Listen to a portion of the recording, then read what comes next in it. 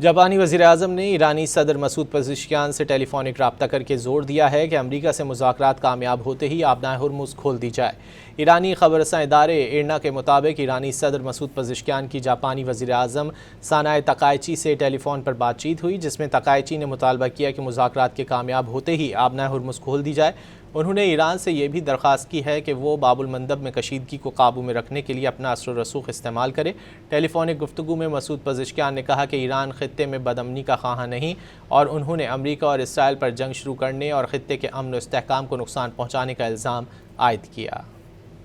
جاپانی وزیراعظم نے ایرانی صدر مسعود پزشکیان سے ٹیلی فونک رابطہ کر کے زور دیا ہے کہ امریکہ سے مذاکرات کامیاب ہوتے ہی آبنائے ہرمز کھول دی جائے۔ ایرانی خبر رساں ادارے ایرنا کے مطابق ایرانی صدر مسعود پزشکیان کی جاپانی وزیراعظم سانائے تکائچی سے ٹیلی فون پر بات چیت ہوئی، جس میں تکائچی نے مطالبہ کیا کہ مذاکرات کے کامیاب ہوتے ہی آبنائے ہرمز کھول دی جائے۔ انہوں نے ایران سے یہ بھی درخواست کی ہے کہ وہ باب المندب میں کشیدگی کو قابو میں رکھنے کے لیے اپنا اثر و رسوخ استعمال کرے۔ ٹیلی فونک گفتگو میں مسعود پزشکیان نے کہا کہ ایران خطے میں بدامنی کا خواہاں نہیں، اور انہوں نے امریکہ اور اسرائیل پر جنگ شروع کرنے اور خطے کے امن و استحکام کو نقصان پہنچانے کا الزام عائد کیا۔